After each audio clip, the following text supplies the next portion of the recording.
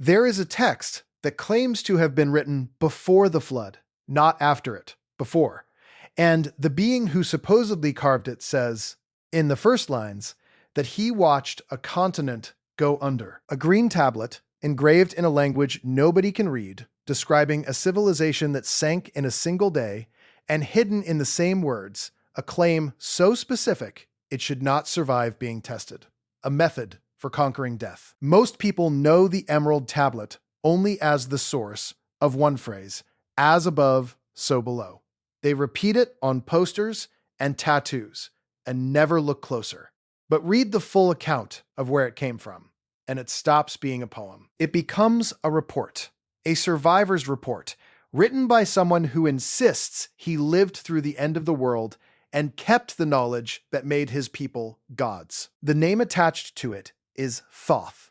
In the oldest Hermetic tradition, he isn't Egyptian. He's an outsider who arrived in Egypt after his homeland drowned, carrying records and instruments from a country that no longer existed. He built, the tradition says, over the entrance to a hidden hall. He sealed his knowledge inside. And then he told the people who came after him exactly what he had escaped from: an island in the west, swallowed by the sea. Its people advanced far beyond the men around them. If that sounds familiar, it should. It is the same story a Greek philosopher would write down thousands of years later and call Atlantis. 2 accounts, 2 continents, 1 drowning. And here is what almost nobody asks. What if they are describing the same event? Because the tablet doesn't just mourn the lost land. It claims to carry the thing that made it powerful, and that changes everything about why it was hidden, who hid it, and what they were protecting. Stay with this, because there are 3 details in the ancient record that shouldn't line up.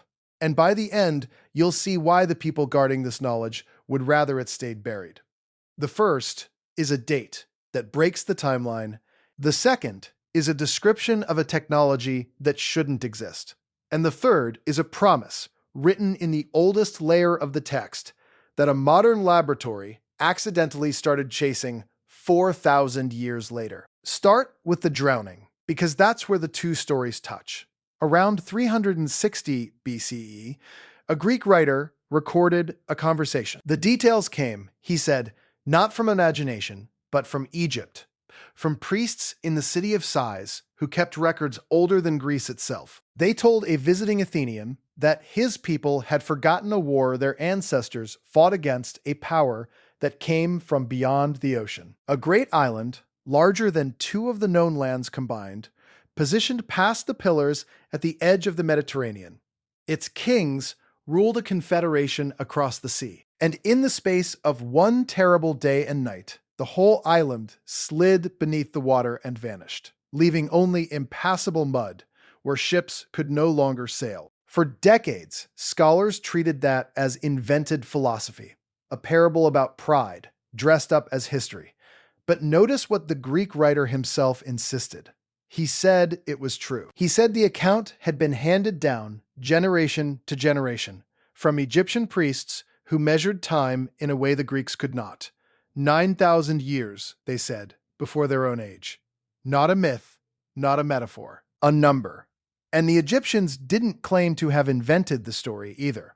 They claimed to have inherited it, which raises the obvious question: inherited from whom? That's where the tablet comes back in. The Hermetic tradition names a source older than the priests. It says the wisdom of Egypt did not begin in Egypt. It was brought there by a survivor from a country that had already died. The priests at Sais were the keepers. Thoth was the origin. And the 2 descriptions of the lost land, the Greek and the Hermetic, rhyme too precisely to ignore. An advanced island civilization. A catastrophe by water. Survivors who carried knowledge to a new shore and became the seed of everything that followed. They weren't guessing, they were remembering. Here's the first detail that shouldn't line up: the date. Egyptologists will tell you the Emerald Tablet is medieval. Its oldest surviving copies are Arabic, written between the 8th and 10th centuries of our era, inside a treatise called The Book of the Secret of Creation. That's the mainstream position. And on paper, it's correct. The physical manuscripts are young, but the mainstream position also admits something it prefers to say quietly. Nobody knows where the text originally came from. One of the scholars who studied it most closely concluded its worldview was neither Islamic, nor Iranian, nor Christian. It read like a fragment of something far older that had drifted down through centuries of copying, translated and retranslated, its origin lost. And the frame story attached to it never changes. In every version, the tablet is found, not written, found, recovered from a sealed vault beneath a statue, clutched in the hands of a body on a throne, guarded by talismans that a later seeker had to overcome to reach it. A man named Belinus is the one who claims to have entered that chamber and taken the tablet from the dead hand that held it. Strip away the mysticism, and you're left with a very specific claim. This text was already ancient when the people we can name got hold of it. They didn't compose it. They inherited it, exactly like the priests at Sais. That's the first clue. Now the transition to the second is where it gets strange. Because the tablet doesn't just claim to be old, it describes something being done. The second clue is the technology. Read the core of the Emerald Tablet, and it sounds like nonsense until you stop reading it as philosophy. A force that ascends from earth to heaven and descends again, gathering the power of things above and things below into itself. A single substance that separates the subtle from the gross, that penetrates every solid thing. That is called the strength of all strength. Alchemists spent 1,000 years convinced this was a recipe. A coded procedure for transformation, for turning base metal into gold, for producing a substance they called the Philosopher's Stone. Isaac Newton thought so. He translated the tablet by hand and kept it among his private papers, treating it not as a superstition, but as a key to how nature actually worked. For most of history, that reading looked like wishful thinking. But look at what the words actually describe. A cycle, something drawn up, transformed, brought back down, and used to penetrate matter. That is not the language of myth. That is the language of a process. And the Hermetic tradition is explicit that Thoth didn't just bring wisdom out of the drowned land, he brought instruments, devices, the records and the tools of a civilization that had learned to manipulate the world at a level the people around them could not comprehend, and could only describe as magic. Now, connect that to Plato's Atlantis, because the same detail is sitting right there and almost everyone reads past it. The Greek account says the walls of the great city were faced in 3 colors of stone: red, white, and black, quarried from beneath the island itself. And the most valuable metal in Atlantis was not gold. It was something the account calls orichalcum, a substance that glowed like fire, second in worth only to gold mined across the island. And now, the writer says, known to us as nothing more than a name. For centuries, that was assumed to be pure invention, a fantasy metal for a fantasy kingdom. Then, in 2015, divers off the coast of Gela in Sicily recovered ingots from a shipwreck that sank around 2,600 years ago. The metal was a copper alloy blended with zinc and traces of other elements, and when it was cleaned, it had a warm golden shine. Researchers who analyzed it identified it as orichalcum, not the fantasy. The real alloy the ancients had described and modern scholars had dismissed. The wrecked ship had been carrying it toward a Sicilian workshop when it went down. The impossible metal from the drowned kingdom turned out to be a genuine ancient material that we had simply lost the recipe for. Plato wasn't inventing. He was recording. And here is the detail that makes it worse. The account doesn't just name the metal. It describes where it came from, beneath the island, and how it was worked, in quantities large enough to sheath entire walls. That is not the way you invent a fantasy. That is the way you describe an industry you have actually seen. That's the pattern that should make you uneasy. Every time the ancient account describes something we assumed was fiction, and then somebody actually checks, the fiction turns out to be a memory. If you want to see how far that pattern goes, subscribe, because this channel follows the drowned world wherever the evidence leads. And this trail is nowhere near its end. Now, the third clue, the one the whole title turns on, the promise of immortality. Buried in the tradition around Thoth is a claim more extreme than anything else in it. Thoth, the account says, was immortal, not worshipped as immortal, was immortal. He had conquered death and passed from the world only when he chose to, renewing his life across enormous spans of time in a hidden hall beneath the earth.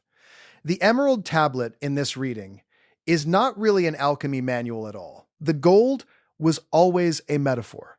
The real transmutation the tablet encodes is the transformation of the person, the refinement of a human being into something that does not decay.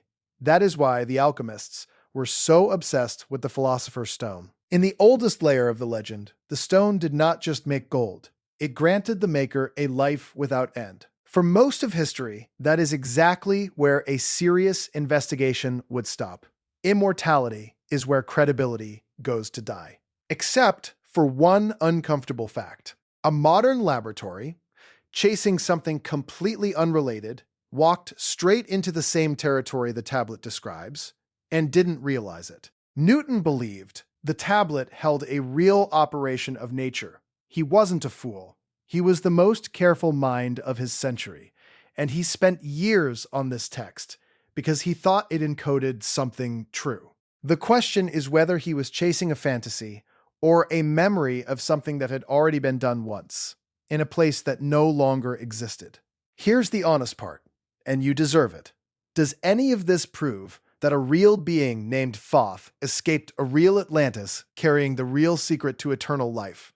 No, it doesn't. And you should be suspicious of anyone who tells you it does. The most cited version of the Emerald Tablet's Atlantean origin, the one that names cities and dates and the 16,000-year reign, comes from a 20th century occultist, not from antiquity. It is not an ancient document. It is a modern one wearing ancient clothes, and it needs to be separated out cleanly from the genuinely old material, or the whole case collapses into fantasy.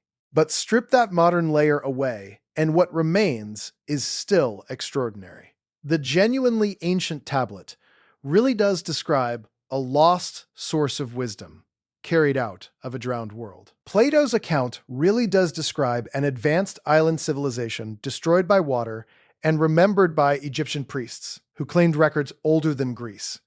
Orichalcum really was recovered from the seafloor. And the grounded version of the immortality claim is not magic at all. It's the oldest recorded expression of a goal we are, right now, spending billions of dollars pursuing. The refinement of the body.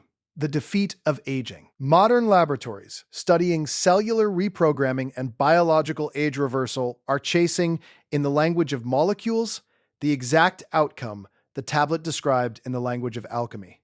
Not eternal life granted by a stone. The slowing and reversing of decay. We called it superstition for 2,000 years. Now we call it research. The tablet may simply have gotten there first and been laughed at for it. Even the conservative reading leaves us with a chapter of history that shouldn't exist. A memory, preserved across thousands of years, of a sophisticated culture that vanished under the sea and passed its knowledge to the survivors who rebuilt on higher ground. Sea levels really did rise more than 100 meters after the last ice age, drowning coastlines and whole inhabited plains that humans had lived on for generations. Somewhere in that flooded prehistory, real places went under. Real people watched it happen. And the ones who lived told the ones who came after, in the only form that could survive the centuries. A story about an island. A catastrophe by water. A survivor with knowledge.